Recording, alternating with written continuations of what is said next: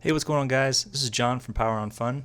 In this video, we're going to be going over an issue that I ran into trying to update the firmware on an 8Bitdo controller that I had ordered from Amazon. This is my first 8Bitdo controller, and when I got it in, I wanted to update the firmware to make sure it was up to date to the latest and greatest. I downloaded firmware that I had believed was correct, but I had an error. I contacted the company quickly, and they gave me a link to the correct firmware and said that I had downloaded the wrong firmware for the wrong controller. So I downloaded the firmware that they suggested, and I ran it. I got the exact same error. I then went ahead and contacted the company again to let them know that I downloaded exactly what they said. I even went as far as to run the same firmware upgrade that they suggested on 2 other computers with the exact same error. All Windows computers. Their suggestion was to contact the vendor for a replacement. Something's wrong with mine. I did that. Amazon was very good with me on getting another replacement. However, when I got the replacement, I got the exact same error on all computers. 8Bitdo's takeaway at the end of when I emailed them was that they've never seen the error, they've never encountered the error or heard of it, and basically that it was my controller, or I'm guessing they're thinking it was just me. I pretty much gave up on updating the firmware. I ended up back on the 8Bitdo site weeks and weeks later. I was looking at the site, looking at the support section. I noticed an upgrade tool, which had never been suggested to me by 8Bitdo.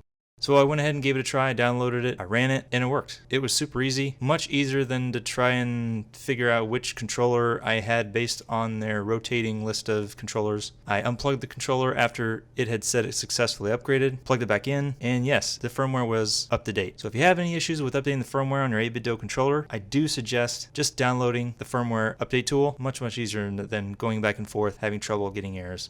If you found this video helpful, please give it a thumbs up.